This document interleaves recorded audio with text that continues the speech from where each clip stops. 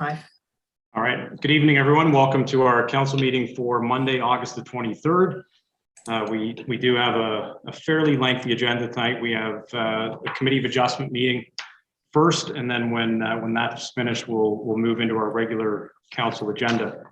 Before we get started, however, we have a very special guest with us this evening.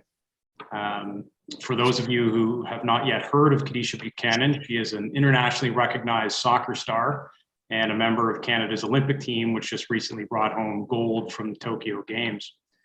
But the real reason that she's here joining us tonight is because Kadisha has just recently made Shelburne her home.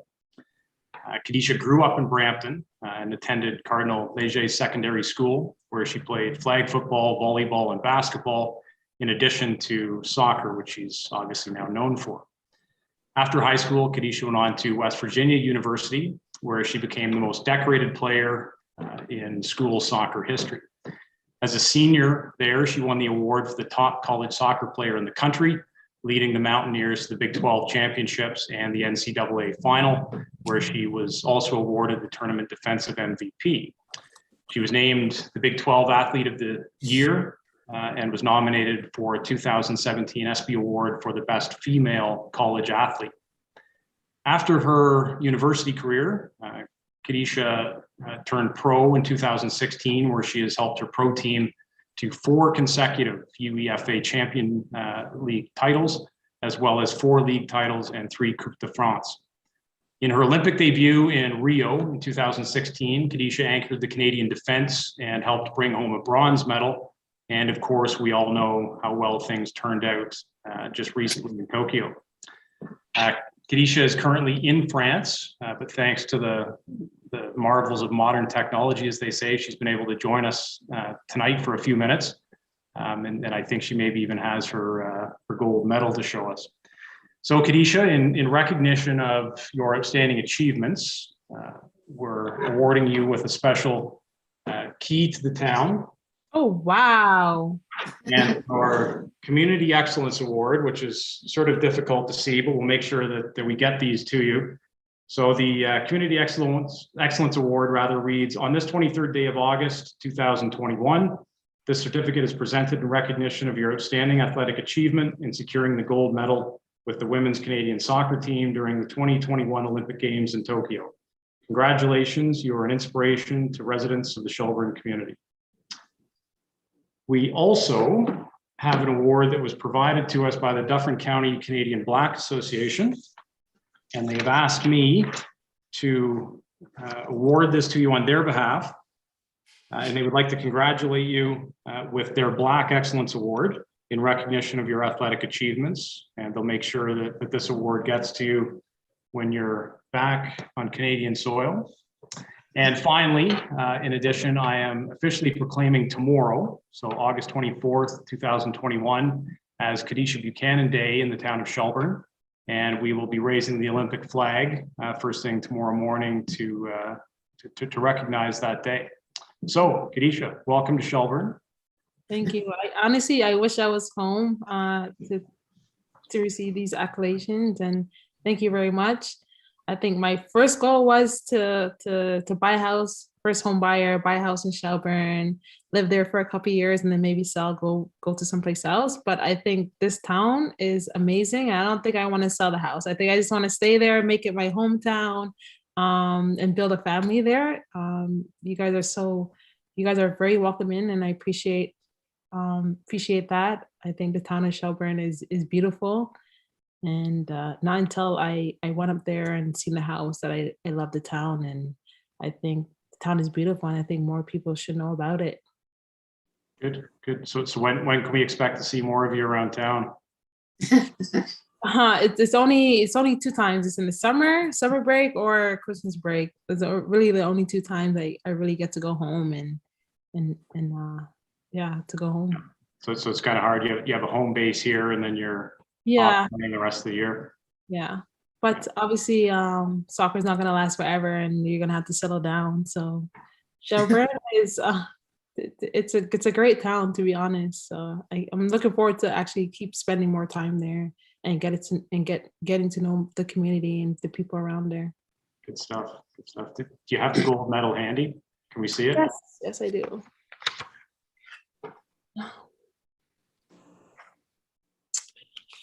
That's like, can you see? Wow. Yeah. And then the back. Great. Very nice. Very nice. That's like, I wish I was there because like I would let you guys feel it, how heavy it is.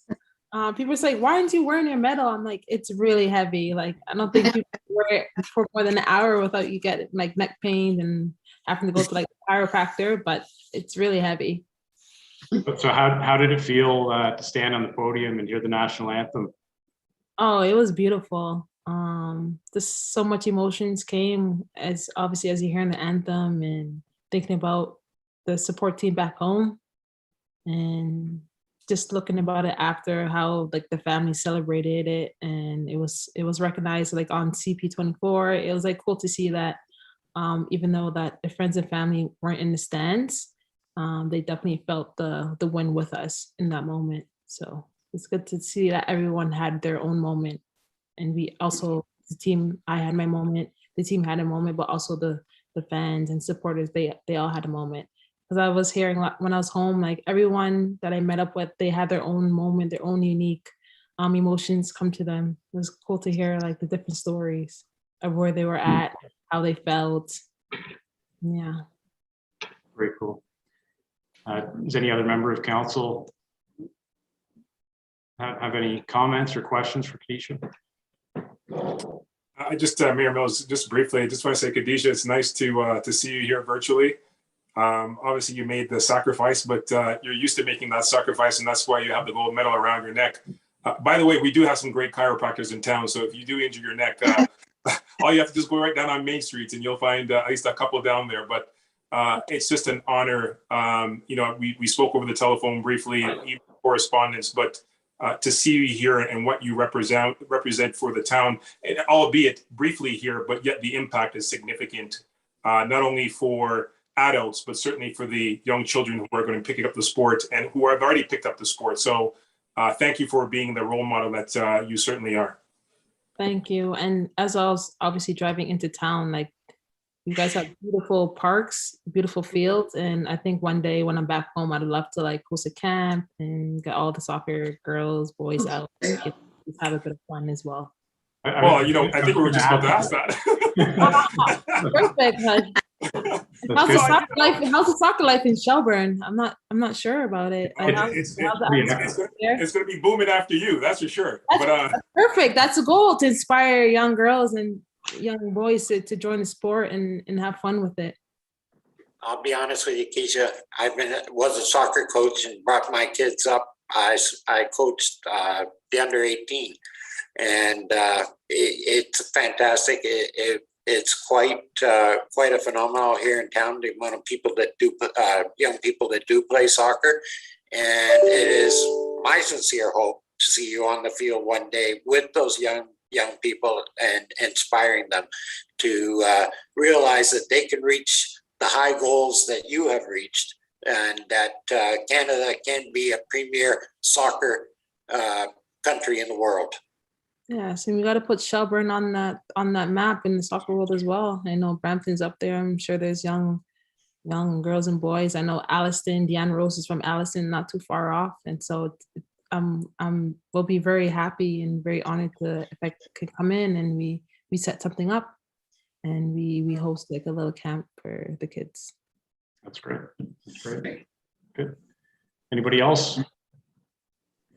Okay. Well, we'll let you get some sleep, settle in, but thanks for joining us and congratulations again. And we look forward to seeing you in town. No, thank you. Such a huge honor. I feel very welcome, very honored to reside in Shelburne. So thank you very much.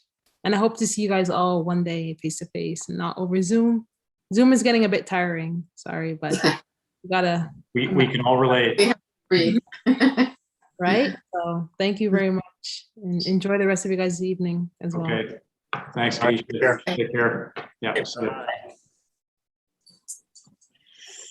All right. So it's kind of a high point to start the meeting. The rest is going to seem kind of daunting now. But anyways, nonetheless, we will press on. So I will call the Committee of Adjustment meeting to order. Tonight we have a public meeting being held pursuant to Section 53 of the Planning Act to consider a consent application.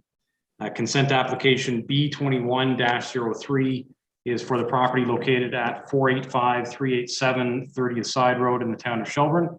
And the purpose and effect of the application is to create an easement to allow a water pipeline to run through the subject land to the abutting property to the west.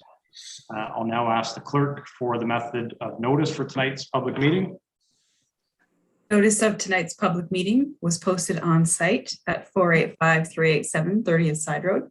Notice is posted on the Town of Shelburne website, and property owners within a 60-meter radius have received notification. Okay, so we'll have a presentation by our planner, Steve Weaver, who will provide a summary of written comments received, following which there will be an opportunity for committee members as well as any members of the public who are signed on to ask questions or provide comments on the application. So with that, Steve, I will turn it over to you. Thank you, Mr. Chairman, and good to be with you all again after a short summer break. Hope everyone's enjoying their summer. I do have a short set of slides here just to provide some visuals to help describe this application for everybody tuning in and for the committee. Just share my screen for a few minutes here.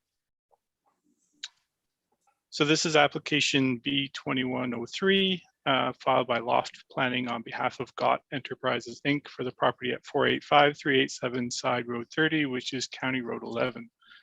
And this slide just illustrates the current conditions. The property, of course, is located at the northwest corner of the two legs of County Road 11, which is also 30th Side Road on the south side of the property and second line on the east side. Property, as we know, contains an existing plastics recycling facility known as Blue Mountain Plastics, and a second building, which is an extrusion facility, which has been added more recently. This is a fairly straightforward application. The property to the west, although it appears vacant on this air photo, has been approved and is in the final steps of development for a water bottling facility.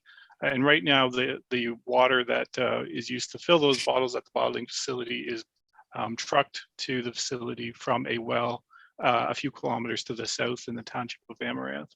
It's always been the goal of the owners to have a pipeline installed to have the water delivered by that pipeline from the well in Amaranth to avoid the need for trucking the water. So there has been a previous application for site plan amendment for the water bottling facility property that's already being considered and granted a conditional approval by council. One thing that's changed since that application was considered by council is that the county has provided additional comments, and the applicant has been working with the county regarding the previously proposed location of the water main within the right-of-way of County Road 11. The county confirmed direction to have that disturbance within the county right-of-way and the extent of infrastructure within the right-of-way minimized as much as possible. And so as a way to achieve that, the applicant has identified that they could route the water main through the property to the east, which is in a different ownership name, but the plastics recycling facility and the water bottling facility are under the same parent company. So the purpose of this current application before the committee tonight is really just to establish a 6-meter easement approximately in this location through the Blue Mountain Plastics Recycling Facility property. That easement would be a private easement. The water main would be completely private. So there's really no town responsibility over either the water main or the land that would be used to access that water main. The purpose of the easement would be to allow the current and all future owners of this property to access and maintain and repair and replace as needed the section of water main that would be located within the plastics recycling facility property. So although that wouldn't appear necessary based on the fact that the two properties are currently under somewhat of a similar parent company ownership, in the future, if the ownership ever changes, the easement would ride with the lands, and the owner of the west property would always have access to maintain that water main for as long as it's needed for the water bottling facility. So it shows up a bit better on the air photo, but I've also provided a copy of the site plan drawing that the applicant submitted, just showing again the location of the water main in blue along the south limit of the property, then angling up. As much as possible, the applicants have tried to minimize the potential for disturbance within the site. So along the frontage, it would be primarily installed within existing landscape soft cover areas. And then a section of it does have to angle through the existing paved parking area. And then through additional landscaped areas over to the west limit of the property. I believe much of this will be directionally bored through the property to hopefully minimize the amount of trenching and excavation required for the installation. From the southeast limit, the water main will continue down second line within the township right of way until it reaches the side road to the south a few kilometers, and then over to the well owned by the owner of the water bottling facility. So the application has been circulated in accordance with the Planning Act. We did not receive any objections to the approval of the application. There were some questions raised by county planning just about whether there would be an environmental impact study for sections of the water main that are closer to some existing environmental features, such as the woodland in Fiddle Park to the east. The applicant has confirmed a terms of reference for an EIS with the Nottawasaga Valley Conservation Authority and has retained a consultant that's completing that EIS. It really isn't a factor with respect to the consent because there are no environmental features impacted by the section of water main that would be installed within this property, the Blue Mountain Plastics property. There were some questions about whether there's any source water protection impacts, and the source water protection official has confirmed that there are no concerns out of the source protection plan. And other than that, there have been really no other comments, concerns, or objections with respect to the application. We have recommended the standard conditions that would normally apply to an easement. So there will be a certificate required from the Secretary Treasurer in order to register the easement. There will be some draft transfer documents and a reference plan required that will need final review. And all of those conditions will have to be satisfied within 1 year to finalize the severance. Later on in the council agenda, there is the related site plan application to amend the site plan for the property. And there's a bit more detail regarding the related site plan amending agreement that I can provide to council at that time. So I'll stop sharing my screen there and pause for any comments or questions, should you have any. Thank you.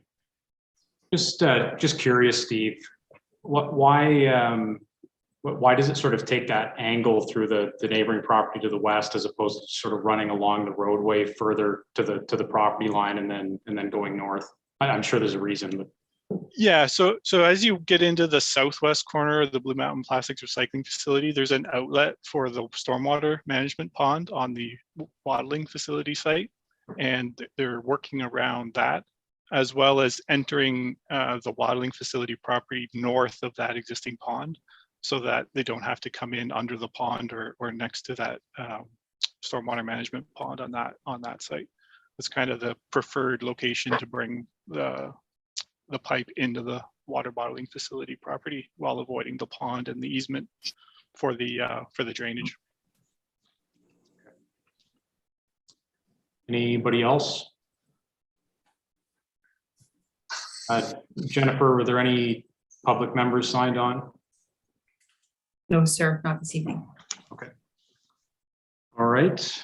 Well, if there are no questions for Steve or for the applicant's representatives, are any members willing to make a motion?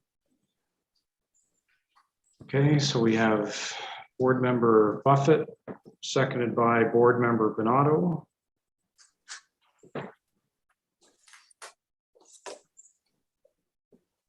So the recommendation reads, after considering the application, the committee is satisfied with allowing this consent for the purpose of creating an easement in favor of 108 Prentice Drive with an area of approximately 1,964.93 square meters and a width of 6 square meters for a total length of 330.36 meters as shown on the attached site plan.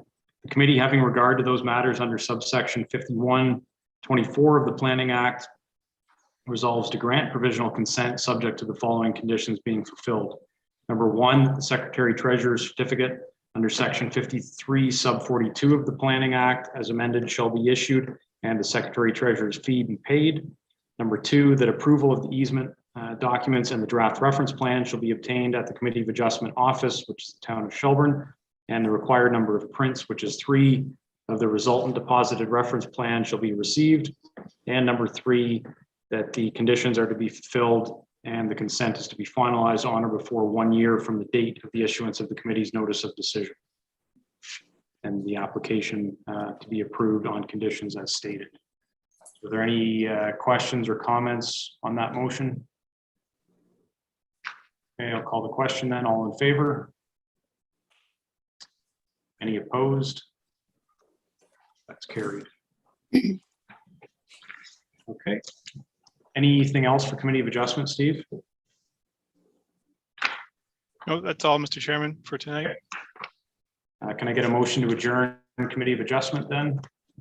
Board Member Hall, seconded by Board Member Fegan. All in favor?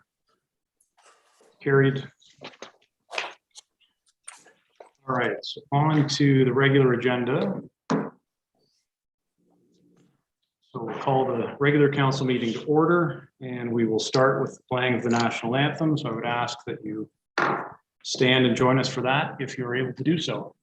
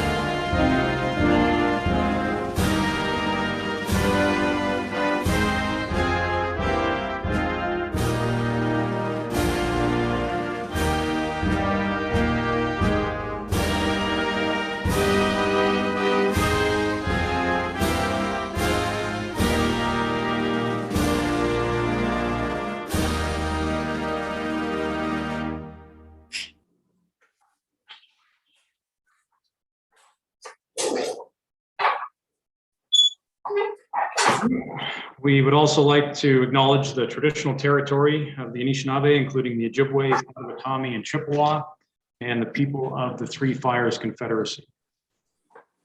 If any member of council has a pecuniary interest to disclose, they can do that now. Councilor Bernardo. I have a pecuniary interest with item number 5. It's not fiducial.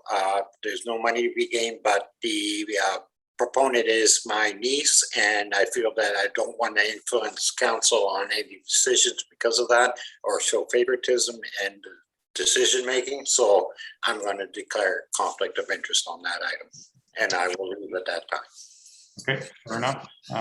And just remind you, you have to fill out the written declaration for the clerk as well. I did that already today. Okay, perfect. Anybody else? No, okay. All right, so on to minutes. So we have the minutes from the July 26th council meeting. Can I get a mover and seconder to adopt those minutes as presented and circulated? Deputy Mayor Anderson, seconded by Councillor Hall. Any discussion on those minutes? Seeing none, all in favor? It's carried. Public question period. Were there any questions submitted, Madam Clerk? No, sir, not this evening.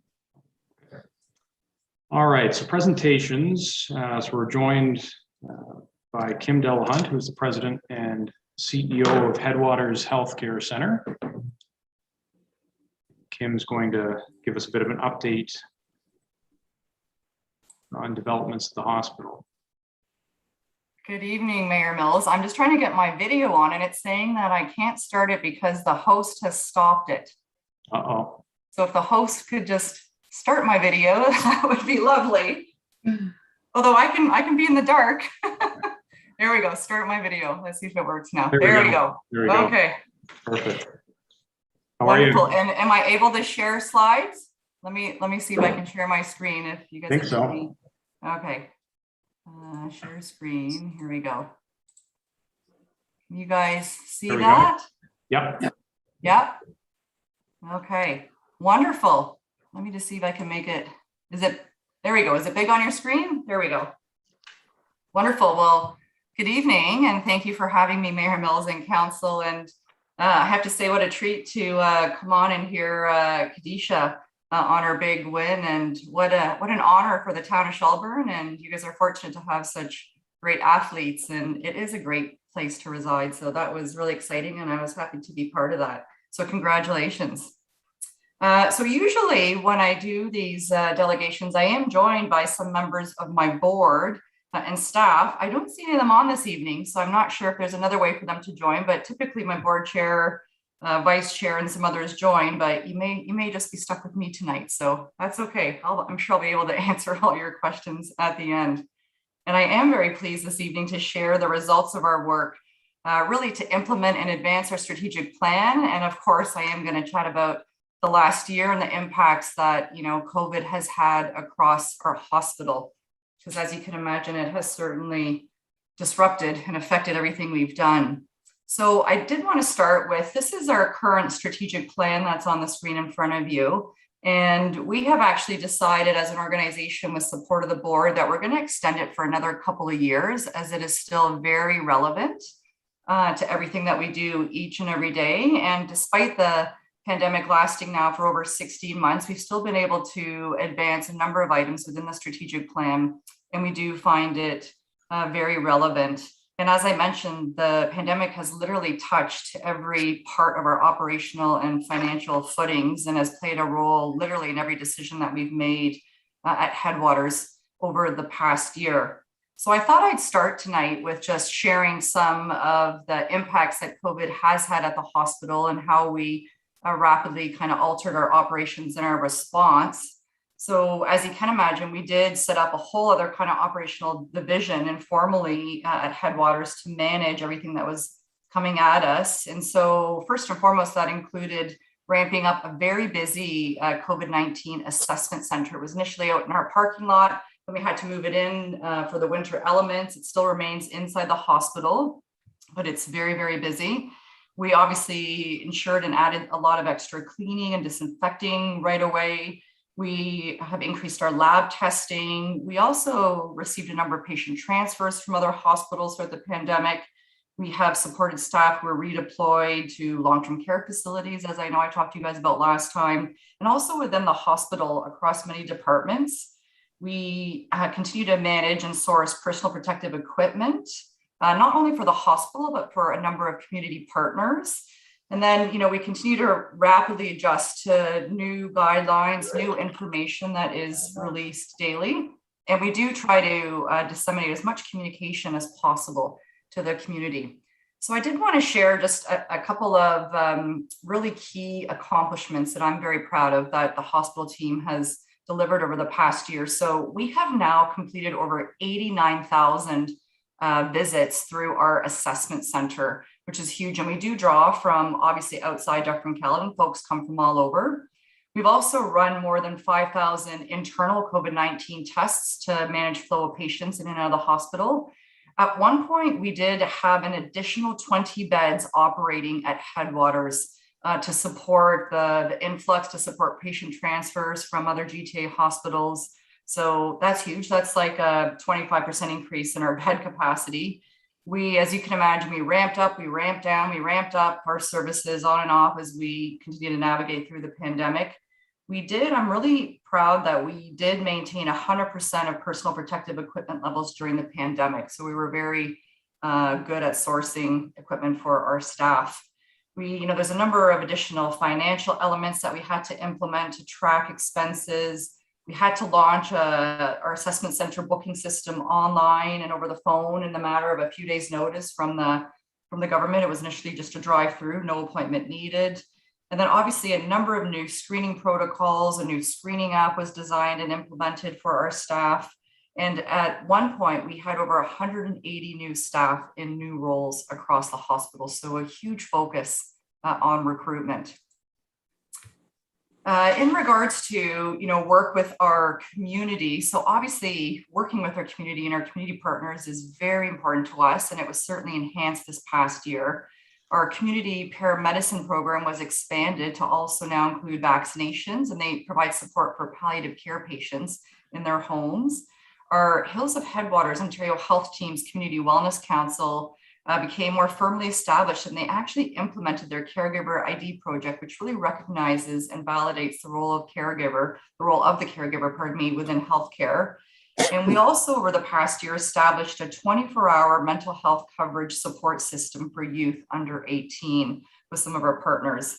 And as I mentioned earlier, we did create a PPE, personal protective equipment hub that supports community partners. And internally, we also advanced our own patient and family advisory partnership.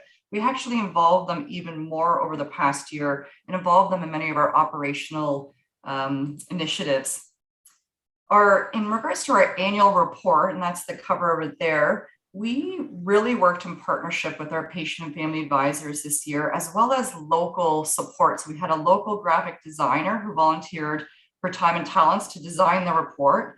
We had it printed courtesy of a local printer, and several photos were actually donated by a local photographer as well. And you'll see those little heroes on the cover there. Those represent our values at Headwaters, and our values are kindness, courage, passion, and teamwork. And I just want to pause here because, I want to acknowledge all of the staff and physicians at Headwaters, because our hospital could not provide the excellent care that we offer every day without them. And they have risen to every challenge, every hurdle that they have been faced with over the past year. And we really couldn't do what we do each and every day without them. And our team has risen to the occasion again and again. So I just wanted to acknowledge them. In regards to progress over the past year and focusing on our people, because that's hugely important, our team pivoted on many occasions. We transitioned to a fully virtual environment, as you folks all did as well.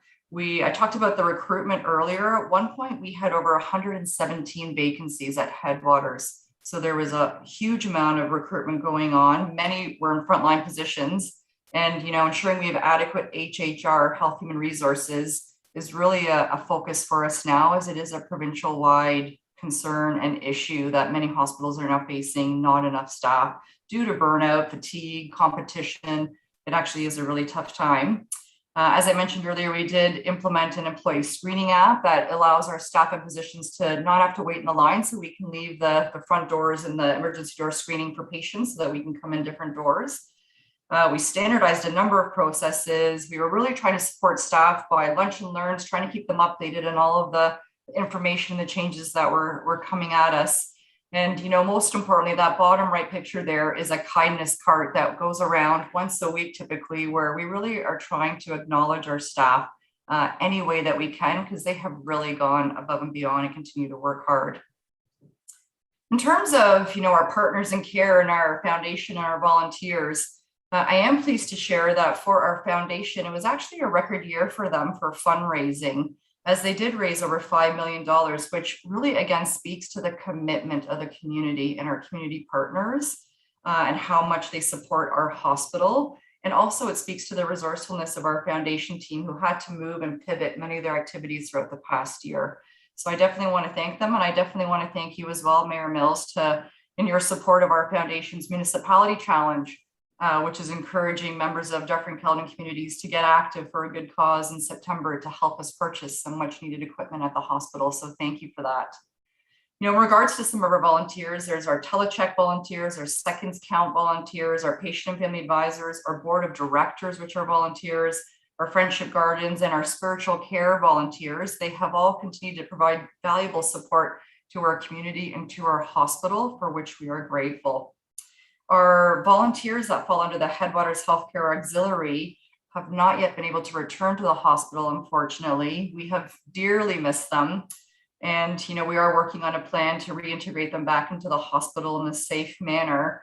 And, that is our top priority. I am pleased to say that earlier this year, to recognize all of our volunteers, our leadership team and our board members actually reached out by phone to over 400 of our volunteers to actually personally say thank you. And it was really quite heartwarming to connect with a number of them, to hear how they were doing and to hear how much they missed the hospital and couldn't wait to come back. In terms of some quality achievements over the past year, so we continue to prepare for our accreditation, which has been postponed a couple of times now. It will occur in January 2022. And then we installed a number of patient safety improvements or extra pieces of equipment over the past year. So some new lifts were installed. We had a maintenance order system that was implemented really to improve efficiency and customer service to ensure we fix things in a timely manner when they aren't working. We implemented an emergency management system trauma bypass to other hospitals. And I mentioned earlier, our palliative care program was implemented. We implemented a just-in-time supply cart process. And the one thing I do want to pause on the bottom there is we are continuing to build on a new health information system, which is going to enable one patient record, and it's will cross 4 hospitals in total. So Headwaters, we are in a partnership with Collingwood General, Georgian Bay General, and Royal Victoria Hospital. It's a 20-year relationship that Headwaters has been in, and we are implementing our health information system together to the latest and greatest platform called Meditech Expanse. And that is actually going live on September the 18th. So there's a ton of work happening with that. Ultimately, it's going to improve patient experiences. There'll be patient portals, real-time results. Physicians will do bedside charting. It'll be real-time medication verification. It's really going to improve the experience overall for patients and staff and physicians. And our foundation continues to raise funds for this, because I did just want to share with you that you might be surprised, but the Ministry of Health does not actually fund hospitals for health information system upgrades, which is unfortunate. So this is something that our foundation can use to fundraise for. And for Headwaters alone, it's over a $7 million investment. So it's huge, but it will greatly improve quality of care and experience. In regards to our facility in the hospital itself, we justifiably had to delay a couple of initiatives over the past year. However, we were still able to improve and move on a few. Our biggest accomplishment was the redevelopment and the completion of our new main lobby and new main entrance, which you can see on the top there, which is exciting. And again, that was really made possible by the generosity of Joan and Paul Wader and our hospital auxiliary and their support. We did a number of other initiatives, such as recognition signage that's being installed. Our main entrance overhang, you can see the overhang there, was completed. We did emergency renovations due to some spring flooding that occurred in the hospital. We continue to improve and upgrade areas of our roof. A backup generator was installed. We installed a number of high efficiency air filters called HEPA air filters, multiple nursing units. And then, in terms of supporting staff, we launched a whole new intranet platform to support them. And, we continue to look at improving our wayfinding strategy to help folks navigate when they come through the hospital. So as you can appreciate, our work since last March has been altered greatly due to the pandemic. These are some happy stories. And, looking forward, we're definitely focusing on rebuilding. We're focusing on some silver linings. There were some good things, some efficiencies and improvements that we learned over the past year. And we certainly feel positive about, what were declining rates of infection, which are now starting to rise a bit, unfortunately, but it will focus on the positive in terms of the growing rates of vaccination, which is very positive. And we're focusing on really stabilizing our healthcare system in Headwaters. I did want to spend just a moment on our year-end results from the last fiscal year, what's included in our annual report. I know this is probably a bit small and hard to read, so I'll just touch on the highlights. You might recall that The last fiscal year, we actually ended with an approximately 700,000 deficit. That was right when the pandemic started in March, and at our year end, March 31, 2020, we had a small deficit of 700,000. That was really due to COVID expenses incurred in that first month. So for this fiscal year, March 31st, 2021, we actually ended the year with an approximately 700,000 surplus. And that was due to the money being flowed to us, the funding for the expenses occurred in the prior fiscal year. So that's the offset there. In terms of, looking forward, I am pleased to share that we continue to reprioritize. We've ramped up all of our services again. We are focusing on building back better. In terms of our structure, we rolled out a new organizational structure. That photo there is our new Vice President of Patient Experience, Health Integration, and our Chief Nursing and Health Disciplines Executive, Anna Marie. So once we fully get through the pandemic or things really start to slow down, we are going to look at updating our clinical priorities plans, really looking at what services should the hospital grow based on population demographics and some projections. And, where can we grow? What are the opportunities to ensure we're supporting our community as best as we can? We always continue to look at hospital improvement plans. How can we become more efficient, improve our patient experience? We do need to look at our emergency department, and we actually need to double the footprint. It was built for completing 24,000 visits annually. We are over 40,000, 42,000 visits to our ED annually. The footprint is just way too small, so we need to look at that. I talked about accreditation, and obviously the focus on recruitment continues. Just to end on some high points, I did just want to pause on, again, some of our great partnerships in our community. And each year at our annual general meeting, we do present the Dr. David Scott Award. And it is an award that's named after retired surgeon and lifelong Orangeville resident, the late Dr. David Scott, who came to Orangeville in 1962 as the town's first specialist in general surgery.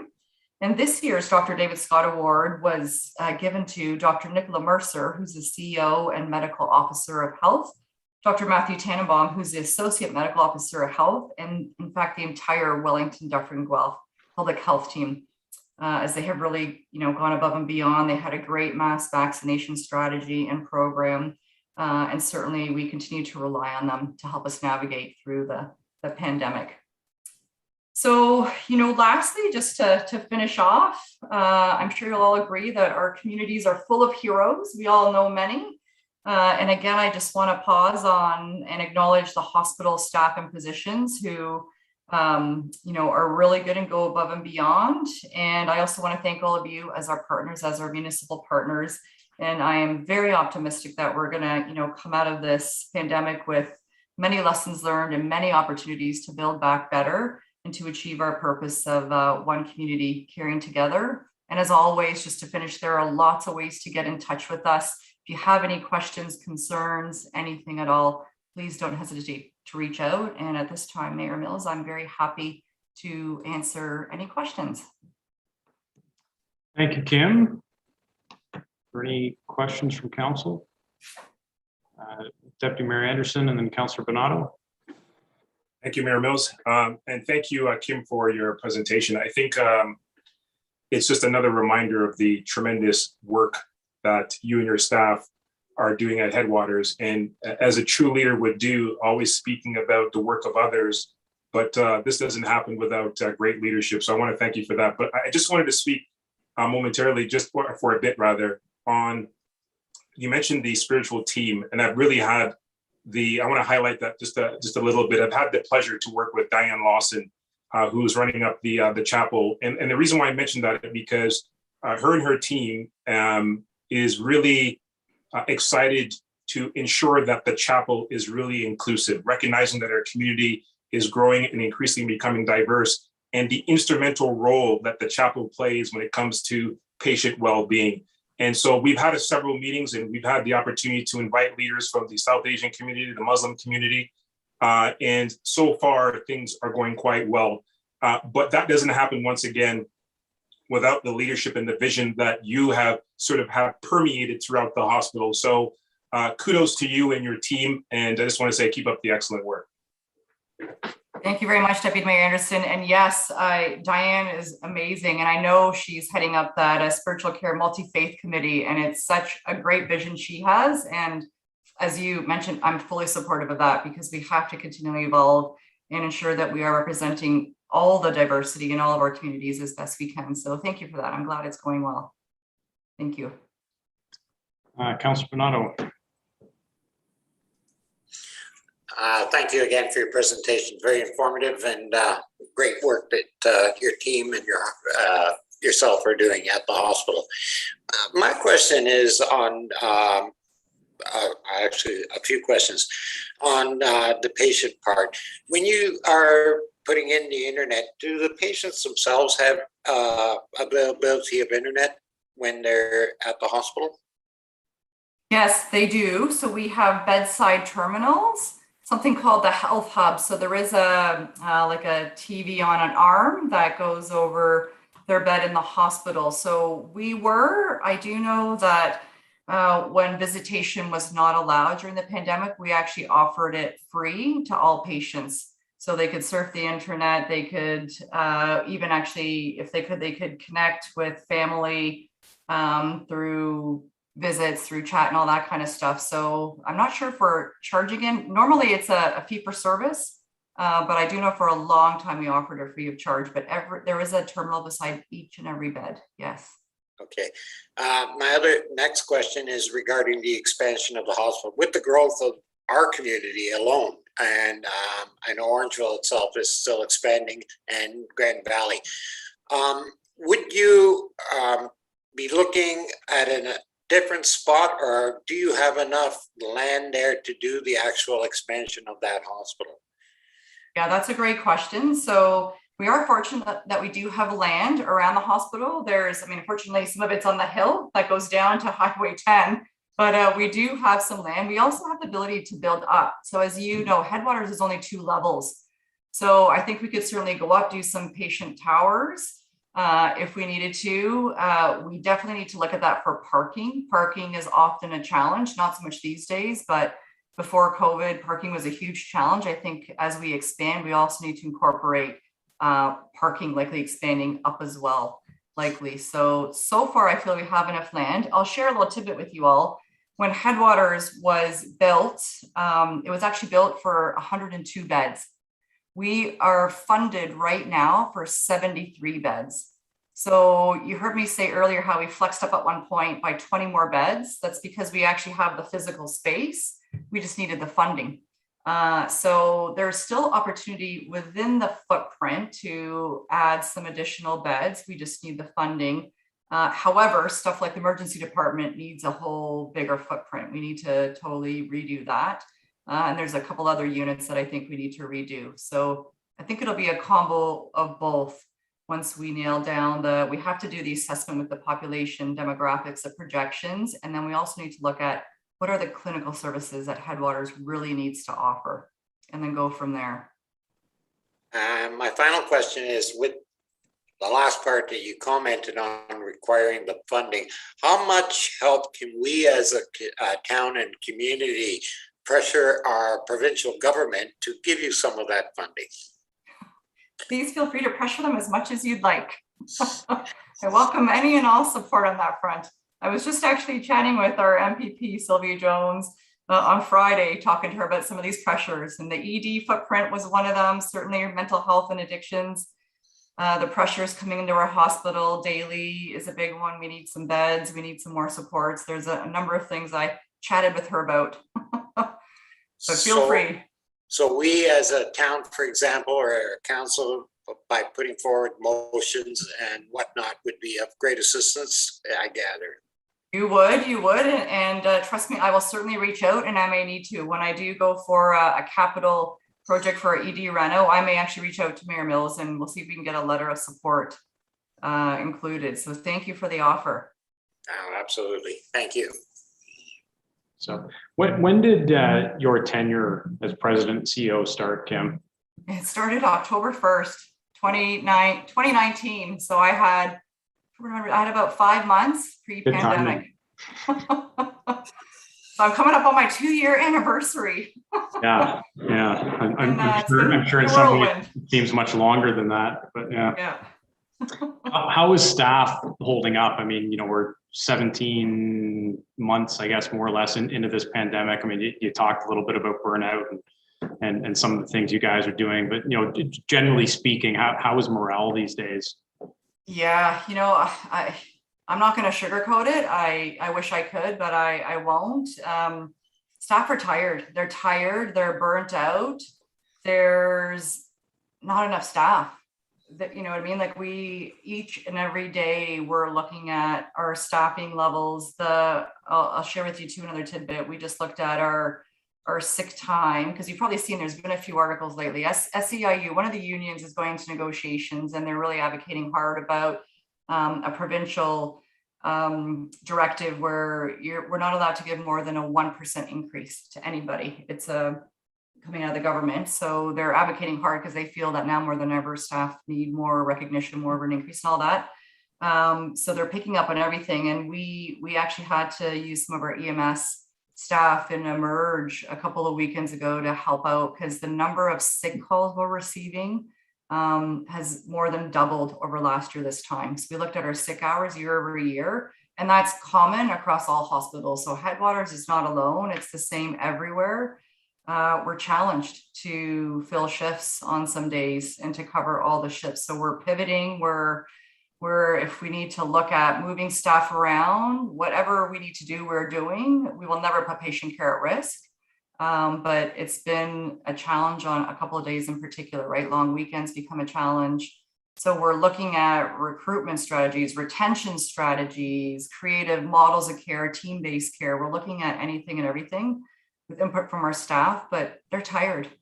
They're tired. They want a break. They want a vacation. They deserve a vacation. We've made sure that all of our frontline staff do get a break, but unfortunately now there's been a lot more retirements, people going into consulting, right?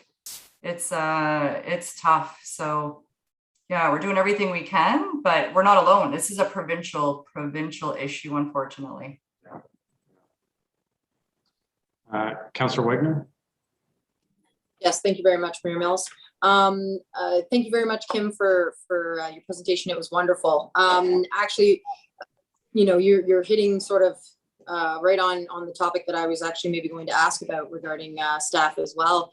With talk of mandating vaccinations, how do you feel that will potentially, have any issues or whatnot with relation to staff? I mean, like you said, we're already seeing staff that are tired and overworked.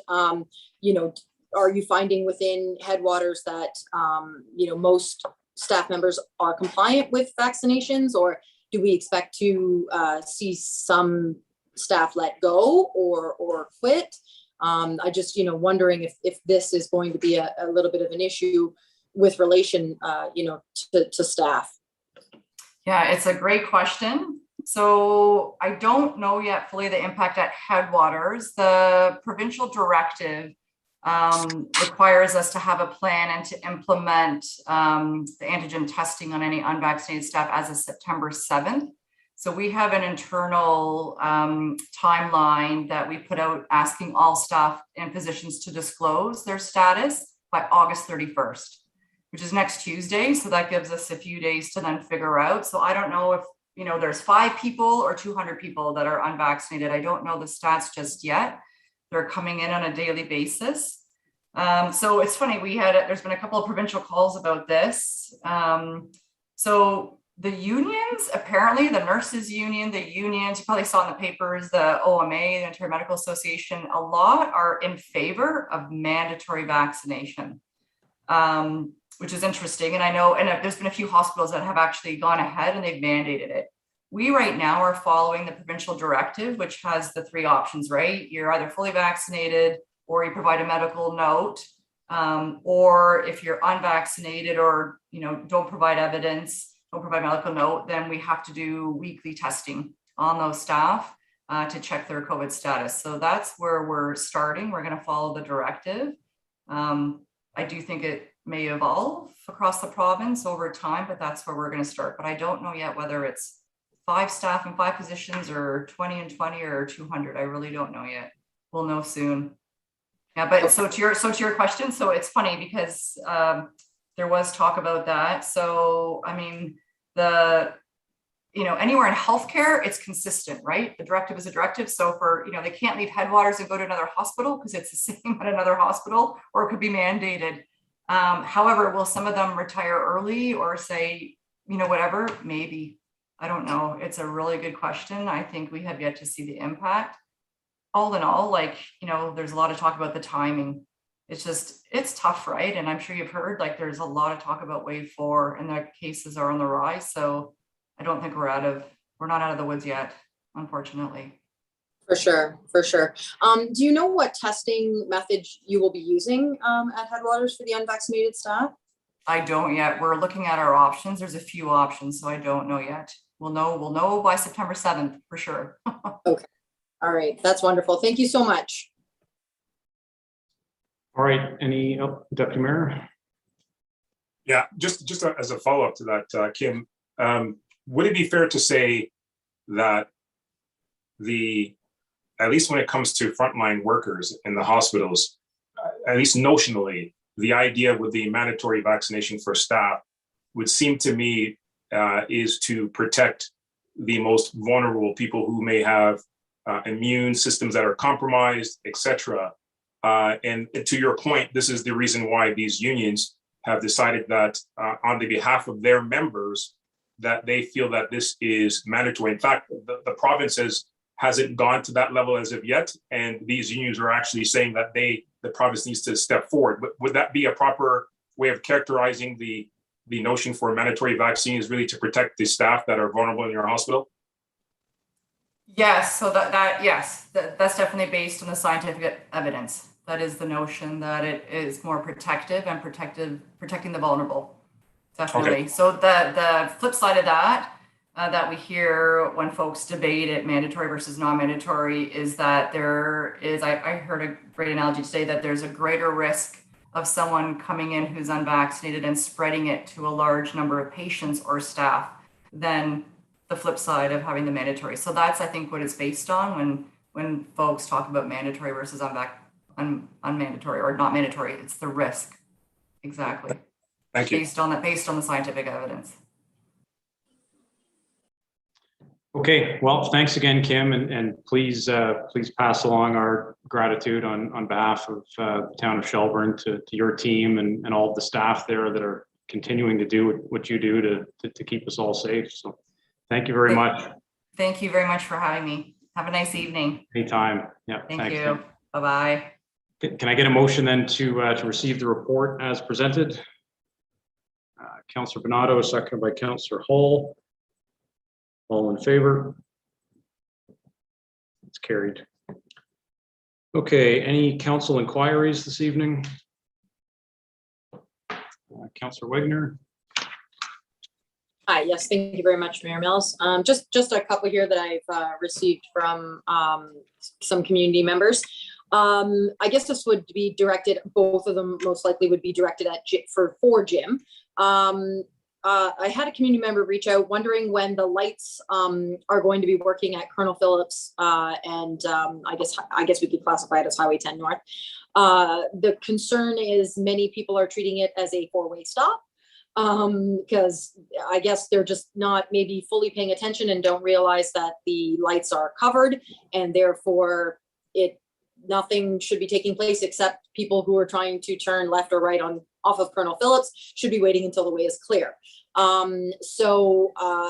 The concern, I guess, is that any day now there's going to be an accident. So they're just wondering when those lights are going to be up and running. Through your worship, we have been having bi-weekly meetings with the group doing the work over there. They are coming down to the final stages of it. I think there was a bit of a glitch with some of the equipment that they were having trouble getting it. But it should be within the next month. I would say they should have it tidied up and operational. Okay, that's awesome. That way I can report hopefully sooner rather than later. Okay, so my next community member that reached out, the pylons, the tall sort of pylons that we had along Main Street that were on either side of the crosswalk. I think some were sort of just in front of Town Hall and the others were in front of the Duffy. I can't say I've been down there, unfortunately, recently, just with working and going on vacation, which I was lucky enough to do. I haven't had a chance to check and see if they've been reinstalled, but I know a couple of people are concerned with drivers coming up towards that intersection. I guess it's kind of classified as a sort of an intersection where William ends at Main Street, but they're coming up, making it like 2 lanes because those pylons aren't there anymore. So they're just wondering if those safety measures are going to be put back into place and maybe when. Through your worship, we did notice that. Staff did notice that as well, and took some photos of it there last week. So I've asked staff to pull those out of storage and reinstall them. I was pretty sure that they had already been installed, but I'll double check that tomorrow. It's if it hasn't been done yet, it's right on the very top of the list. Okay, perfect. And like I said, they may have already been done. I'm going to be 100% honest. I have not had a chance to go down and check. The lines as well, the sort of, I don't know if they're considered hash marks or what they are, where it says no stopping for the emergency vehicles in order for them to exit. Have those been repainted yet as well? Through your worship, there is still some work for that contractor to do to wrap that portion of the project up. So I know SBA has been in contact with the paint subcontractor to get them back to the site. I don't think they've been back yet to finish that off, but we are still holding back finances there till that project is finished out. So. Okay, perfect. As long as we can kind of say it's, obviously in the forefront of town staff mind and that it is going to be done, it's just a matter of timing and scheduling, then I'm sure that will suffice for the community. Thanks so much, Jim. My last question, I guess, would just be directed for Denise. If she could maybe just provide us a little bit of an update on to the status of the Parks and Rec master plan. Through Mayor Mills, GSP Group, which is Steve Weaver's company, is managing the project. We've had a couple of meetings in terms of project management. There will be a report from Steve on September 13th on that agenda to provide council with a process summary, an outline. We're obviously behind a bit. We've dealt with a lot of COVID related impacts. So I think I mentioned at previous council meetings that the expectation is that it will be a 2 term in terms of going over 2021 and wrapping up in spring 2022. There will be still extensive community engagement that's going to be starting in the next couple of weeks with surveys, as well as looking at I guess the master planning or the project plan for Fiddle Park as a big component of the master plan and starting that sooner than the overall plan. So, and I'll also be bringing, so with the same meeting, an update on the review that we have completed with respect to the off-leash park and how that relates to the master plan with some recommendations on the September 13th agenda. That's awesome. Thank you very much. And that's it for me. Okay, anybody else? Councillor Buffett.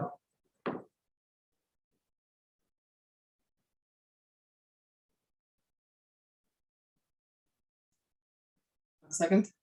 Here we go. I know that we just finished the tender for the pavilion in the Jack Downing Park, and also related to that, the CIP plan and the wall and the mural that's going to be going up through the Heritage Committee. So I'm just looking at all of those factors and all those things together and just wondering if we were going to have a report for council ahead of time so that we know how that's going to be progressing and how that's going to kind of work itself out.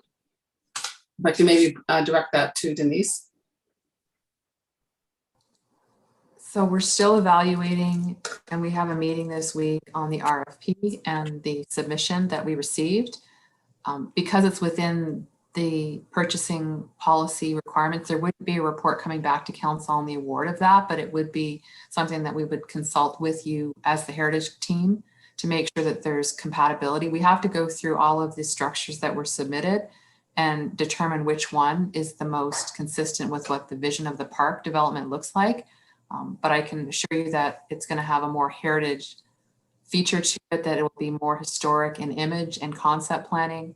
And what we're planning to do is move forward fairly quickly with at least the installation of the other flagpole, so that other ceremonies and or flag raisings that council approves can actually be held in that location. So probably at least the end of the month to get through what structure will be chosen. Okay, so would that by any chance be coming to the Heritage Committee first, or would it come to council first? I'm sorry, which come to where? Oh, the pavilion, like the final decision, or looking at that design and so forth, as it relates to the overall park and the mural. Like, I'm just trying to see about coordinating everything together so that it kind of fits well and we all sort of understanding it. I can suggest that once we select the structure that would be within the budgets that we have available, we can provide the confirmation of that to the Heritage Committee so that they're aware of what the mural will be coexisting with. Okay. I mean, again, it just closed and we haven't even had a chance to look through that yet, and we'll be doing that this week. Yeah, that's why I wanted to ask. Thanks. And then my other question relating to the downtown BIA, I had brought it up a few meetings back, relating to the window cleaning from all the work that was done in the downtown area with the interlocking stone, and just wondered where we're at in regards to that, and also some of the weeds and the trees there. We did ask a company with respect to the window cleaning for a quote, so we're still just firming that up with respect to that. I can check with Carol tomorrow when she's back. She's been off for a couple of days on where that is. Weed cleaning, that's more something that parks operations staff can address. So maybe I can ask Jim. They have the downtown on their regular schedule, and a lot of times it's been the students or the seasonal team. But again, if there's certain areas that need care, just simply let us know and we'll address that. Yeah, most of it is just around all the trees. I think probably because of the summer with all the rain and the sun, there's extra from what normally is. Excuse me. For your worship, we'll get those knocked down, and then we'll get the guys to spray it. Just with vacation scheduling and that, we're kind of on reduced staff there now, but we'll make sure that's tidied up. Okay, thank you. Okay. Anybody else? Deputy Mayor Anderson. Thank you. This is for either Denise or Jennifer. I believe at some point staff was going to come back to council with a report as it pertains to a reopening. I think the potential date was maybe in October. At least that was what was bandied about. And in light of that, certainly with the rising cases that we're seeing, I'm just wondering whether that is something that we should be considering, or maybe a report should be delayed, again, to sort of factor in sort of what has been happening and to make sure that when we do reopen, that it's certainly safe for us to do so. I can address that. Thank you, Deputy Mayor, through the mayor. So yes, we had originally anticipated, and it was the Jennifer's report as the clerk, that we would come back in October. I can tell you that similar to the CEO's report from the hospital, that there's certainly an expectation at the municipal level of a fourth wave, and that many of our colleagues, including the county, have done an assessment on the space limitations that are flowing. And there's a report on their upcoming agenda next week, which includes some very comprehensive comparative analysis of how other municipalities are handling, even structuring a hybrid approach and the costs. So if you want to delay a report from us, that would be great. I would suggest that we should not be reassessing having in-person council meetings until at least January of 2022. And then maybe we bring a report back then after we get through potentially what the fourth wave is, and do a more comprehensive review of the physical implications that we would have. Jennifer had outlined that really the only option for us is to look at the town and country room at the CDRC. There's no capacity issues at all at town hall unless we were in the Grace Tippling Hall, which still has a limitation currently of about 30 people max, even with an increased capacity. And there's such limitations on the sound system there that it may not be as accessible as Zoom, as challenging as Zoom is. And I know everybody's tired of it. there are some benefits to it in terms of watchability. If you want to watch it at midnight, you can. But so if you want to provide us with that direction, we would welcome that, and we'll come back in January with a report. I mean, in my view, I think in light of what you just said and certainly what's happening, I think that would be appropriate, but I'm not sure at what point that would be addressed if, in order for us to provide that kind of direction. Mayor Mills, any thoughts on that?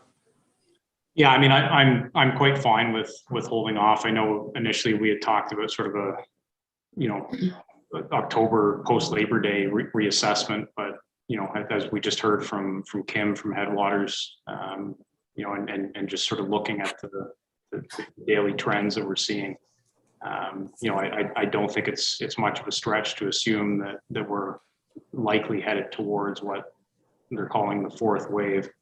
So I mean, I don't want to.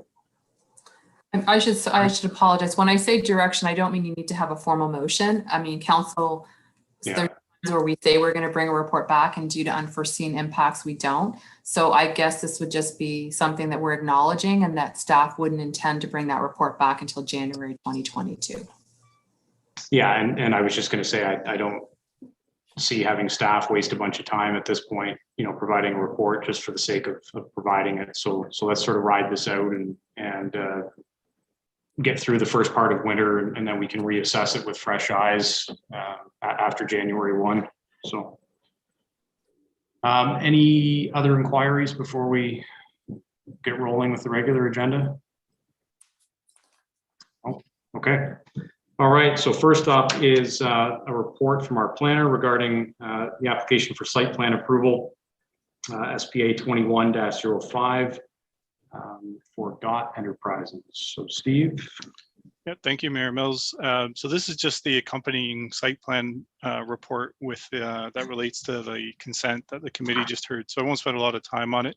The detail of this is, it really is the legal instrument, the site plan agreement, in order to authorize the installation of the water main across the property, and that any areas that are disturbed as a result of that installation would be restored in accordance with the approved plan. So this is really just putting the details into an agreement to make sure that the town is satisfied with how the water mains installed and all of the impacts to the property are cleaned up, as well as any external impacts, if there are any on other property or on you know, adjoining right of way, that those are cleaned up. There is already a registered site plan on title for this property. You may recall that there was a report last October for a further amendment to that site plan related to an expansion of the second smaller building on the property. The owner hasn't moved forward yet with that expansion. So we're still working with the owner on when that may be done. So this is a separate amendment from that. Basically, it's jumping ahead of that one by amending the parent site plan agreement for the property that's registered on title, adding in the water main drawings as part of that site plan, and setting out all of the legal obligations of the owner to install that water main and ensure that proper easements and everything are in place for its long-term maintenance and repair without any, you know, cost or burden to the town. So the application was circulated along with the easement application, and the comments are summarized there in my report. There's been really no comment or concern with respect to this site plan amendment. And so with that, I'm available for any questions on the details of the site plan, and Christine Loft, the applicant, is here as well. Are there any questions for Steve or Christine? No. Okay. If not, then can I get a mover and seconder to receive the report, approve the site plan application on the following conditions: that the owner enter into a site plan amending agreement with the town of Shelburne, and that the owner shall submit final site plan drawings and information addressing agency and department circulation comments and engineering review comments to the satisfaction of the town engineer and the town planner, and then finally to enact the bylaw. Moved by Councillor Fegan, seconded by Councillor Hall. All in favor? It's carried. Okay.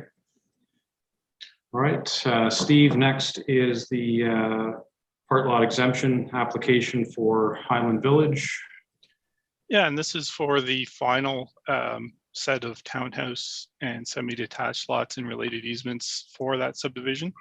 Subdivision is progressing well. We've just recently issued the final municipal approval for building permits, so all units have been approved for construction now in the subdivision. So we should see it, coming to its closing stages over the next several months. I have provided a bit of a presentation just to put some of the visuals on screen from my report. I think it's easier to see what this is about with the plan on screen. So highlighted here in green are the 3 townhouse blocks that this application relates to. And then in orange are the 10 semi-detached lots, which will become 20 units. And then there are 4 single detached lots in the southeast corner of the development that require some easements for the related acoustic fencing. So to the east is the Stella Jones lumber yard, and there's a continuous acoustic fence all the way along the east side of the subdivision, and an easement that's required in accordance with the supplementary subdivision agreement to ensure that the town has access to that acoustic fence for repair and maintenance if the owners of those lots fail to properly maintain that. So the purpose of a part lot control exemption application is quite simply just to remove a planning act restriction for a temporary period of time so that the surveyor can go out, put the center lot lines down on the common foundation wall while it's in the ground, accurately plot that, register those individual lots so that each unit holder can own a separate title of their own lot that their unit resides on. It's a pretty typical practice for attached units. And alongside those dividing lines for each lot, there's obviously some easements that get created as well. So for the 10 semi-detached lots, which will become 20 units, each lot is comprised of, 5 semi-detached blocks that become 10 units. There's 2 parts to each lot. The back part is that acoustic fence easement that I mentioned, and the front part is really where the unit itself resides. So simply this application is putting the center lot lines down each of these attached 2 units. So there's an attached pair of units straddling each of these center lines, and then creating the parts or the easement for the acoustic fence at the back. And these are the other 14 semi-detached lots to the south of that, again on the east boundary of the property, same idea. And then in the northwest corner of the property, you have Main Street on the north side. And these are the townhouse units that will have the most unique design of all the units in the subdivision, because they're actually designed with their kind of front wall facing Main Street to create a nice aesthetic elevation along that frontage. As a result of doing that, in order to get the driveways and so forth off the curved street, Clark Street behind, there's some shared driveway easements shown as parts here. So the 2 adjoining townhouse units will have a driveway that's straddles the lot line, and each unit holder will have a right of access over part of their neighbor's driveway, just because of the curved nature and knowing that people turning in and out of those driveways will probably partly cross their neighbor's driveway. Doesn't mean they have free access to park in their neighbor's driveway or anything. It's just kind of a shared mutual driveway arrangement. And that only applies to these 3 pairs of units in this building on the corner. Well, Steve, sorry, just while we're on that graphic, will each half of those driveways be designated as like a separate part in the reference plan? Yes. Yeah, okay. Yeah, each half is separate. And then other than that, there's really no other easements for these townhouse units. It's just putting in the center lines between each unit. And there are no rear yard access easements necessary, because all of these units will have access both from Main Street on the front, no vehicle access, just access for lawn maintenance and that kind of thing, and from the back. And the end units, of course, will also have it along the exterior side. And then the last part of this application are those 4 fence easements just for those single detached building lots at the southeast corner of the development. We'll stop sharing the presentation at that point. We've circulated the application, and the circulation comments are summarized there in my report. Really haven't been any issues or concerns raised. This is just kind of a final step to create the legal lot boundaries and necessary easement parts for the associated lots and blocks. So the associated bylaw would lift part lot control restrictions from these lots and blocks for a period of 3 years. And over that period, obviously the lots will change hands to the owners of each unit, the purchasers, and then the bylaw will expire, and the Planning Act restrictions will come back into place so that those owners can no longer further subdivide or sell any part of those property. They'll all be individual lots that each one of those purchasers owns free and clear of their neighbors except for the easements. So with that, I'm happy to take any questions on this part lot control exemption application. Any questions for Steve on this one? Pretty routine, so. Okay, if not, then can I get a mover and seconder to receive that report and then enact the bylaw to apply part lot control exemption over those lots? Mayor Anderson, seconded by Councillor Hull. All in favor? It's carried. Okay. All right, Steve, you're up again. This is for the site plan approval for SPA 21-01, which is 121 Adeline Street, which is back again. So I think when we left off, we had sent this to the Heritage Committee for some comment. That's right. So I do have the slides from the June 14th meeting, but I'll skip right ahead because you've already seen this recently in June. To the applicable part that the Heritage Committee considered. So this was the rendering that was provided of the building back at the June 14th meeting, where council had deferred a conditional site plan approval to get some comments back from the Heritage Committee on the proposed building design. So the owner, the applicant, has met with the Heritage Committee. The Heritage Committee did provide some feedback on the proposed building elevations and renderings. And there have been some changes to the design. Still the same overall footprint of the building, still generally the same kind of appearance, but some detailing added. So I'm not sure if I've caught it all here in this description, but there's window cornices have been added to the top. So I think that was one thing discussed or offered by the applicant in communication, consulting with the Heritage Committee.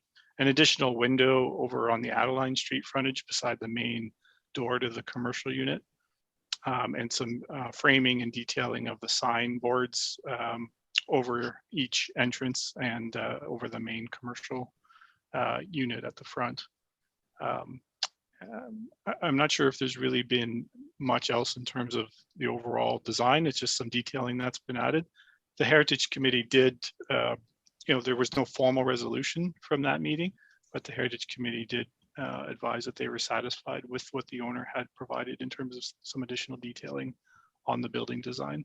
I mean, the rendering, I think, is illustrative. It's not necessarily inclusive of every fine detail of what the final construction will look like. But I think it's helpful as an illustration of what council could expect in terms of what the applicant is proposing.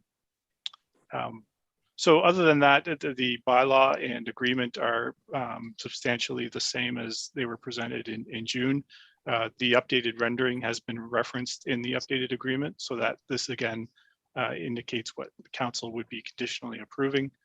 The conditions also refer to any other outstanding technical comments from the town engineers, for example, that those would have to be resolved before the agreement is executed and a permit is issued to construct the building. I see the applicant Paulo is here as well tonight, so between the two of us, we're happy to try and answer any questions that you may have. Okay. Any questions from any member? No? Okay, so I take it from the lack of questions, everybody's satisfied with the revisions? Okay.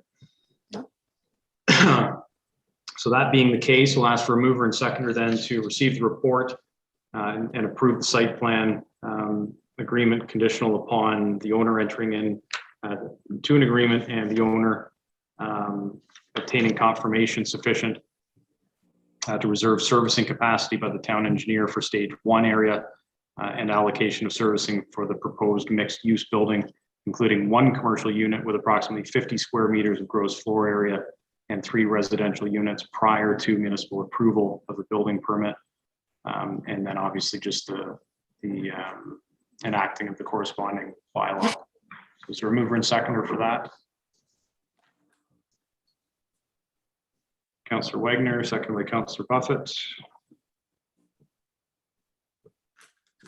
And Steve, just to be clear, that second condition is the one we had talked about a couple of meetings ago about allocation. So that's kind of what we're attaching to all applications at this point, just as an extra kind of security buffer. Any further discussion? Oh, sorry. Any further discussion on that motion? All in favor? Any opposed? That's carried. Okay, is that it for you, Steve? That's it for me. Thanks very much, everybody. Have a great night. Thank you, sir. Take care. Okay, next up is a report from Director of Development and Operations regarding the asphalt resurfacing RFP results for this year. Jim, over to you. Through your worship, as you know, we updated our roads needs study last year just to reprioritize our roads for ones that have been rehabilitated and other roads that are further deteriorated from our 2015 roads needs study. From that, an RFP for asphalt resurfacing for 2021 was compiled and distributed to 11 contractors on July 9th with a closing of July 29th. 4 submissions were received from Acon Construction Materials Limited, Coco Paving, the Murray Group, and Cox Construction. And these companies have done work for the town in the past, and they all have very reputable reputations in the industry. Review of the bids was completed by SBA with the recommendation that we accept the submission from Acon Construction and Materials Limited, being the lowest bid. Those are shown in the attached Appendix 1 summary of bids. The RFP included a full list of streets listed in our roads needs study. They were budgeted for repair in or resurfacing in 2021 and to be funded through OCIF funding. We did include enough streets in there that we were sure that we were going to have enough to cover the OCIF funding that we have. The quote by Acon does exceed the funding available that we have for this year. So with our RFP, we have the scope in there to adjust projects or delete them. So we're suggesting that we delete item 1C, small flaring for the back lanes off 2nd Avenue to cover those costs. Our actual budgeted OCIF funding amount for this year is $260,842, as well as an additional $15,000 for rear lane resurfacing to continue that, with the total being $275,842, HST inclusive. Acon's bid was $284,454.81, tax inclusive. So staff will adjust our scope of work just to match that value that we have there. This is in standing with our municipal procurement policy, and our consultation and communications was with Dave and Blake of SBA and Associates. Thank you. Okay, questions for Jim? Councillor Buffett? Yes, so the back lane that's going to be taken off that list, I'm assuming that will go forward to next year in the budget? Through your worship, yes, we'd include that with next year's. And it's just clearing for the back lanes, so coming off Second Avenue. So Okay, thanks. What sort of timeline are we looking at for this, Jim? we're hoping that if we get ACON, give them notice first thing tomorrow, that hopefully they'll be in within the next few weeks and get everything covered out. So Good. Okay. Councillor Bernardo?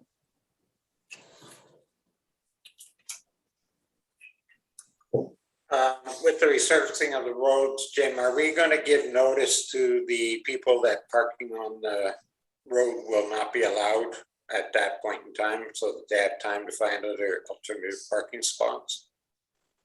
yes, through your worship, we normally do hand notices and deliver them right to people's front doors, as well as posting it on the website, that sort of thing.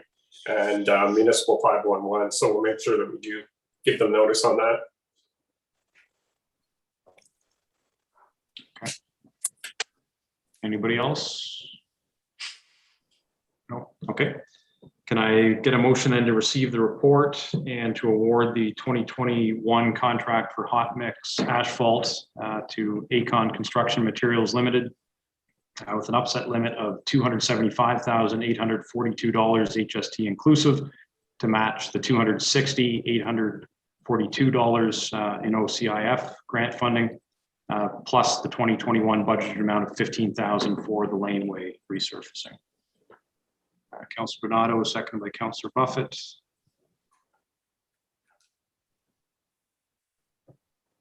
All in favor? Carried. All right, you can call them in the morning, Jim. Okay, thank you. Okay, so number 5, this is the item, Councillor Bernardo, you've declared on, so I'll give you a second to vacate.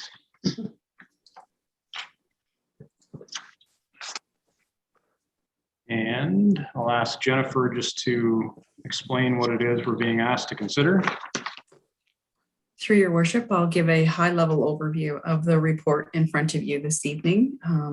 A request has been made to waive fees for the use of Brigham soccer fields for August 9th, August 23rd, September 13th, and September 27th.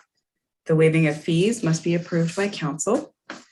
And so unfortunately, the requester is not a local Shelburne user group, as noted previously by a previous resolution by council where Shelburne user groups would be granted relief from rental fees for this season. The user group has requested the use of Brigham soccer field for yoga in the park. Each class is estimated to be 1 hour. Participant numbers must be in compliance with provincial COVID protocols. Participants are residents from Shelburne and the surrounding area. This will be a free event with a donation of a non-perishable food item for the Shepherd's Cupboard Food Bank. The fitness program is 4 weeks, operating once per week from August 9th to September 23rd, 1 hour on Monday evenings from 7 p.m. to 8 p.m. And the rates and fees bylaw includes charge for field rentals of $19.65 per use. The estimated value of the waiving of the park fee for Team Apex is $78.60 plus HST, calculated at $19.65 per hour.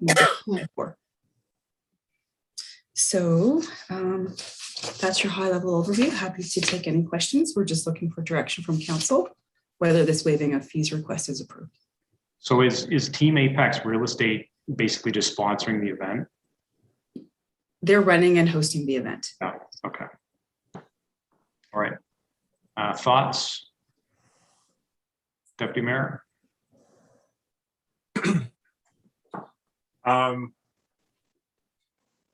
I'm inclined to say yes to the waiver of fees, and maybe even surprisingly, because I think everybody already knows how I feel about waiver of fees. But but since that horse has already left the barn already, then I might as well let it be free. But I guess what I'll say is the key component for me is whether or not this is going to be benefiting Shelburne residents. And if we have an indication, whether through some form of registration or at least the organizers are saying, look, we have local residents that are participating, helping with the organizing, helping to promote the event, and this is going to benefit our community, then I'm prepared to extend that waiver to them as long as that could be evidenced. So those are my thoughts on that. Councillor Hall. I'd even go one step further based on the fact that Team Apex they're not making it, there's no revenue off this for them. They're taking whatever proceeds such as donations and they're giving back to the actual Shelburne Food Bank. So I think this goes that one step further where they're helping the community. And again, they're not making revenue off this. This isn't a generator of something for them. They're basically doing it out of the, the goodness of their hearts and providing anything they can to the food bank. I certainly agree with both sentiments. I mean, for me, those were kind of the two factors that worked into my calculus on this. It's benefiting members of our community. It's not a for-profit venture, and if anything, I mean, they're asking for some donations, which will help our local food bank. And $76 or whatever it was, I think is a small drop in the bucket. Councillor Wagner. Yes, thank you, Mayor Mills. I have to agree with all of you. I think it is going to benefit the town of Shelburne, so that's a huge plus. I guess my one question for town staff would be, do they need to provide liability insurance for this event? Yes. Okay, so I'm assuming that that's somehow going to come out of their pocket. So I think, yeah, if we could help them a little bit with reducing some of the fees that they're going to have to incur for this to offer a free event to the town of Shelburne, I'm on board with that. Thank you. Okay. Anybody else? No. Okay. All right. Can I get a motion then to receive the report and approve the request for the waiving of fees for the date set out in the request? Councillor Fegan, second by Councillor Hall. All in favor? Carried. All right. Send Councillor Bonato a quick note here. Oh, there he is. Okay.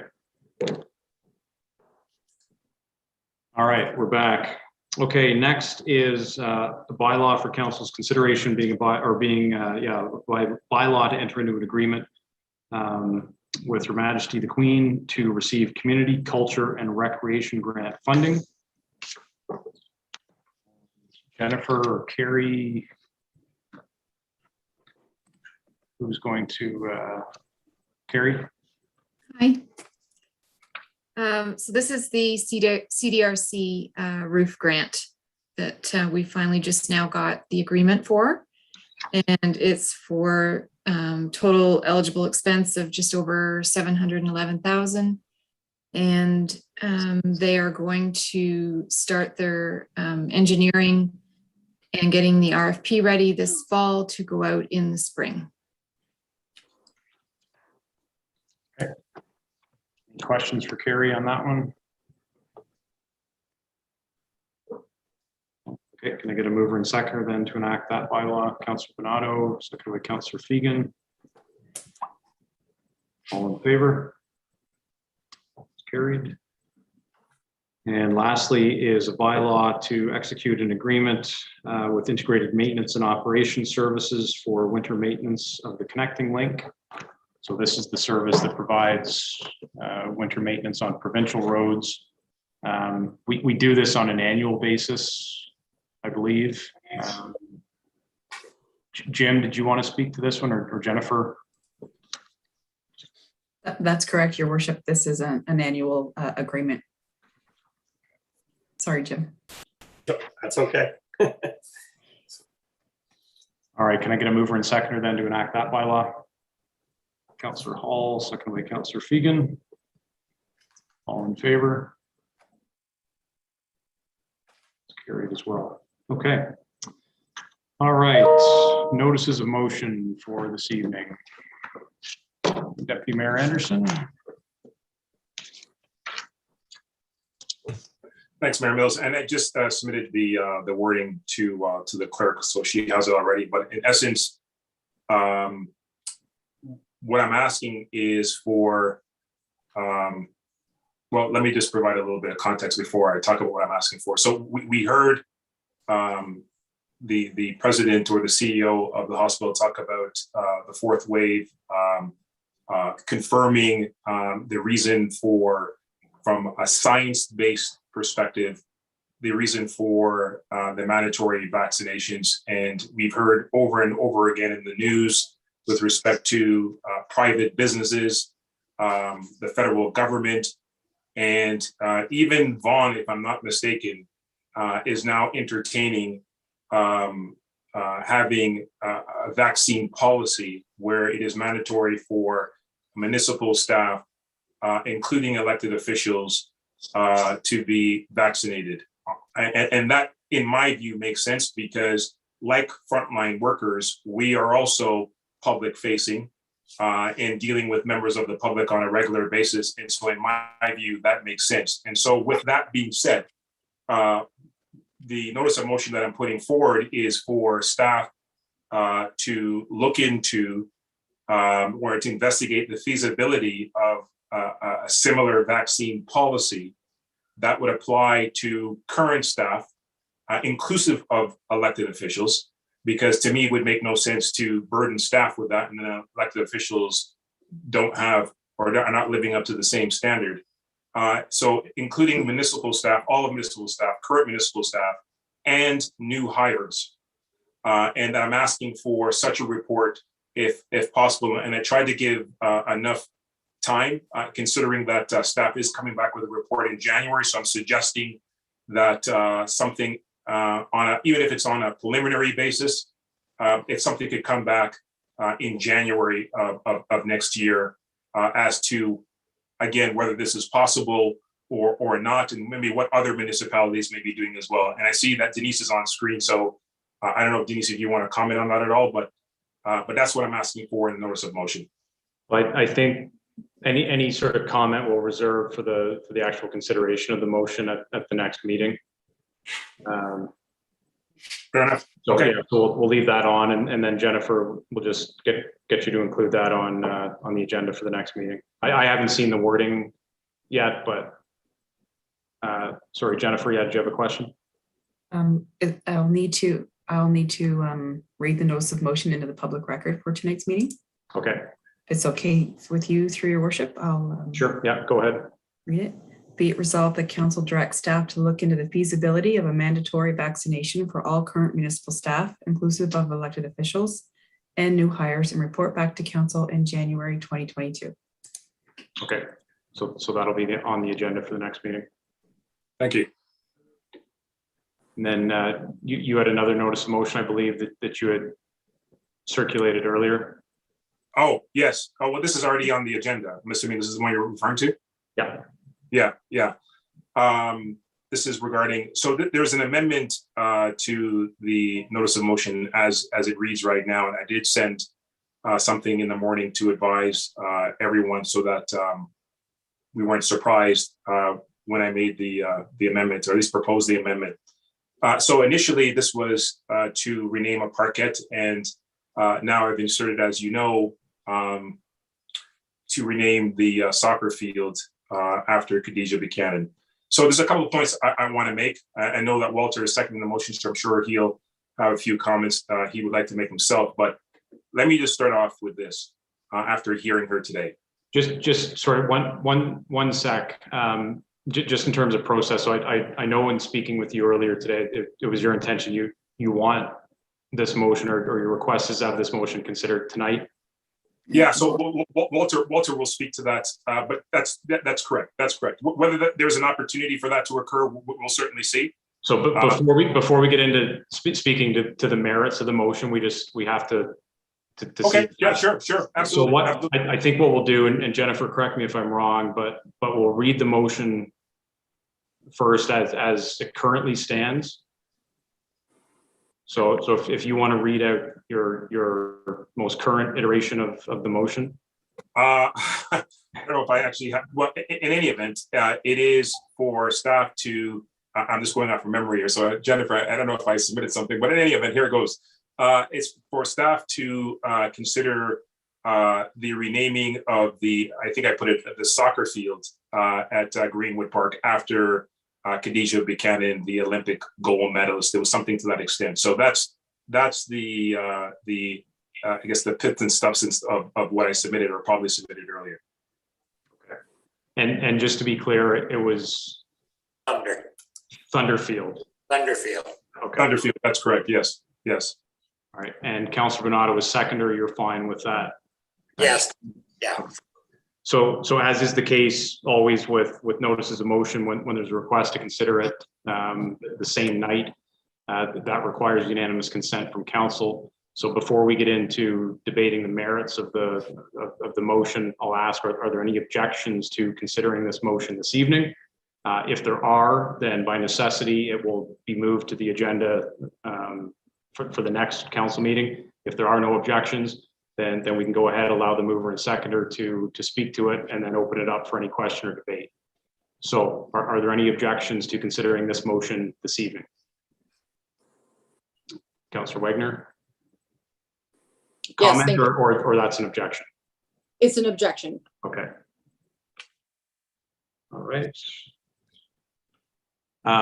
So in that case, Madam Clerk, I would ask that you include this notice of motion along with the other one on the regular agenda for the next council meeting. Any other notices of motion from anybody for this evening? No? Okay. All right, on to communications then. So there are 13 items listed in our package this evening. Is there anything in there that anybody wants to deal with independently? Councillor Wagner? Yes, thank you very much, Mayor Mills. I'd like to maybe pull out number 8 for I guess if we can just sort of send a letter of you know, Support. that we support. Yes, thank you. I'm losing my mind right now. It kind of ties in with my previous sort of motion way back now, where we asked the government to look into measures to help with affordable housing. So basically, with the rising cost of materials, I do think that is potentially having a factor in how much, you know, developers are now charging for their homes.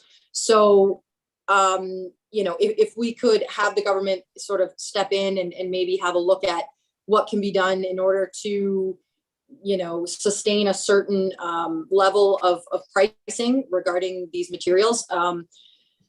They have gone up substantially. You know, last year, a simple 2x4 was, you know, $1.50. And I mean, this, you know, year it's $9. Like it's absolutely crazy. The amount that has we've seen in the building materials cost. So yeah, I just thought that maybe it'd be nice to send a letter of support to just say it might be worth looking into if they can. If they can't, I don't know. I mean, it's hard again as a government to stipulate a certain thing when it's individual businesses that are selling their products. But you know, maybe there's a way that they can facilitate a more reasonable, sustainable pricing for building materials, so that hopefully, you know, that's kind of rolls down to the developers, who then can maybe charge a more reasonable fee for their homes, and we could actually start to see some affordable housing. So that particular item in our agenda package was a copy of a resolution from Plimpton, Wyoming, which was supporting an earlier resolution from the city of Kitchener. So my suggestion would be, rather than sort of layer the complication on this, if you want to support it, that we just make a motion to support the original motion Yes. from the city of Kitchener. Yeah, that sounds good to me. Okay. Is there a seconder for that? Councillor Hall. Okay.